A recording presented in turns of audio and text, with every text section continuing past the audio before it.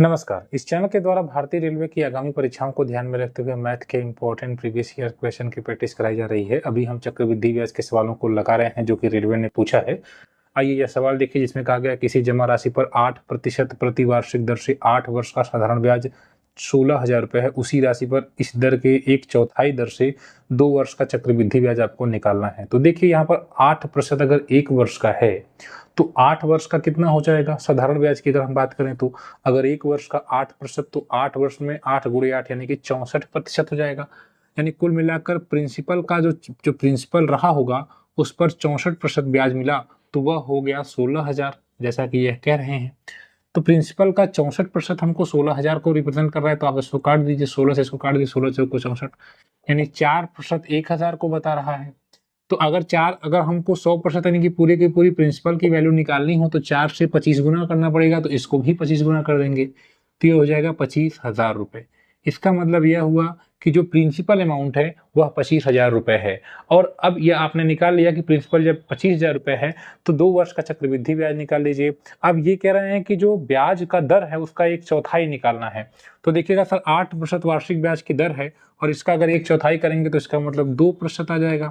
इसका 1/4 2% वार्षिक हो जाएगा। तो आपसे पूछा क्या है, आपसे पूछा 2 वर्ष का चक्रवृद्धि ब्याज। तो अगर 2 वर्ष का चक्रवृद्धि ब्याज आपको निकालना है तो फॉर्मूला होता है x plus y plus XY बटा 100 कर देंगे। तो 2 धन 2 4, 4 धन 2 गुणे 2.04 हो जाएगा। ठीक है, 4.04% हो जाएगा। यानी इसी प्रिंसिपल का आप 4.04 निकाल लेंगे तो एक्चुअली आपका जो है निकल जाएगा चक्रवृद्धि ब्याज जो कि उन्होंने पूछा है। तो 25,000 रुपये प्रिंसिपल, इसका आप 4.04% निकाल लीजिए। दोनों जीरो से दोनों जीरो काट दीजिए, इस जीरो को यहाँ कर दीजिए। ठीक है, अब हो जाएगा 25 चौक को 100 की 0, फिर 25 चौक को 100 की 0, फिर हो जाएगा 1 हो जाएगा, 25 चौक को 100 और 101 हो जाएगा और एक अंक फिर दशमलव हो जाएगा। यानी 1010 हो जाएगा जो कि विकल्प संख्या सी में दिया गया है। इतनी आसानी से आपने इस सवाल को लगा दिया। आइए हम एक और सवाल देखते हैं जो कि रेलवे ने पूछा है।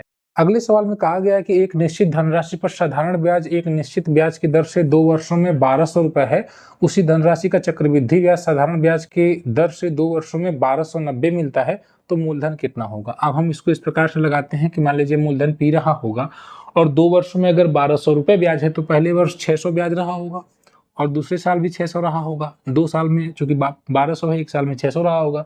अब ये कह रहे हैं कि चक्रवृद्धि ब्याज 1,290 है तो इसका मतलब 90 जो एक्स्ट्रा है वही यहाँ पर आप लिख देंगे, क्योंकि जब पहले साल से दूसरे साल में आप जाते हैं तो ब्याज का ब्याज हो जाता है। यानी कि जो ब्याज 600 है इस पर भी एक ब्याज लगा होगा, यही 90 बन गया होगा। तो 600 का कितना प्रतिशत आपने निकाला होगा कि 90 रहा होगा, क्योंकि चक्रवृद्धि ब्याज जो होता है 2 साल की केस में सिर्फ पहले साल के ब्याज पर ब्याज जो एक्स्ट्रा लगता है उसी को इसमें हम जोड़ देते हैं पूरे ब्याज में। तो आप ये बताइए कि 600 का 90 कितना प्रतिशत कहेंगे सर। 600 का 10% 60 है और 5 और प्रतिशत तो 30 हो जाएगा, यानी कि ये 15% साफ दिख रहा है। तो जो इस पर ब्याज लगा है वो 15% लगा है। तो अब आप ये बताइए कि अगर इस पर 15% लगा होगा तो ये भी तो पहले प्रिंसिपल का 15% रहा होगा। आपसे प्रिंसिपल अमाउंट पूछा गया है तो प्रिंसिपल का 15% पहले साल 600 रहा होगा।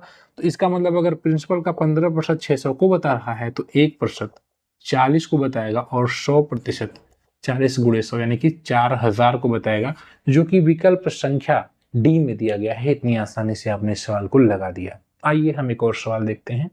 सवाल में कहा गया है कि 100 रुपये 1 वर्ष के लिए ऐसी योजना में निवेश किए गए जिसमें 10% की दर से वार्षिक साधारण ब्याज मिलता है। एक और 100 रुपये का निवेश 1 वर्ष की ऐसी योजना में किया गया जिसमें 10% की दर से वार्षिक ब्याज मिलता है लेकिन ब्याज अर्धवार्षिक चक्रवृद्धि होता है। तो आपको बताना है कि दूसरी योजना के तहत प्राप्त होने वाला ब्याज पहली योजना से कितना प्रतिशत अधिक है। 100 रुपये को 2 प्रकार से लगाया जा रहा है। एक प्रकार से तो साधारण ब्याज से लगाया जा रहा है, सीधे सीधे 10% जो ये बता रहे हैं 10% आ रहा है। और दूसरी परिस्थिति में क्या है कि यहाँ पर भी 10% है लेकिन चक्रवृद्धि है और 6 महीने पर ही ब्याज जो है मूलधन में जुड़ जा रहा है। तो अगर ये 10% वार्षिक है फ्रेंड्स तो 6 महीने पर कितना है, तो कहेंगे सर 5% होगा। 5% 6 महीने पर तो अगले 6 महीने के लिए फिर 5%, तो 5% 2 बार लगेगा। तो आप ये बताइए कि पूरे 1 साल में कितना ब्याज हो जाएगा। तो आप जानते हैं कि जो ब्याज होता है चक्रवृद्धि उसका निकालने का जो फार्मूला या ट्रिक होता है x plus y plus XY बटा 100, ये हो जाएगा। तो 5 5 10.25 हो जाएगा, 10.25% हो जाएगा। अब आप ये देखिए कि साधारण ब्याज 10% है और चक्रवृद्धि ब्याज 10.25% है। कितने का अंतर आ रहा है, कहेंगे 0.25% का अंतर आ रहा है, 0.25 बटा 100 का अंतर आ रहा है। किसका, प्रिंसिपल का कितना, प्रिंसिपल कितना है 100। तो प्रिंसिपल 100 है, 100 का 0.25% निकाल दीजिए, 100 से 100 कटाएगा 0.25 आ रहा है, यानी कि 25 पैसे आएगा, जो कि विकल्प संख्या सी में दिया गया है। इतनी आसानी से आपने इस सवाल को लगा दिया। रेलवे की तैयारी कर रहे हैं तो आप इस चैनल को सब्सक्राइब करें। हम लगातार प्रीवियस ईयर क्वेश्चन की प्रैक्टिस करवा रहे हैं, बेहतरीन तरीकों से सवालों को लगाते हैं। Kindly support the channel, share the video. धन्यवाद।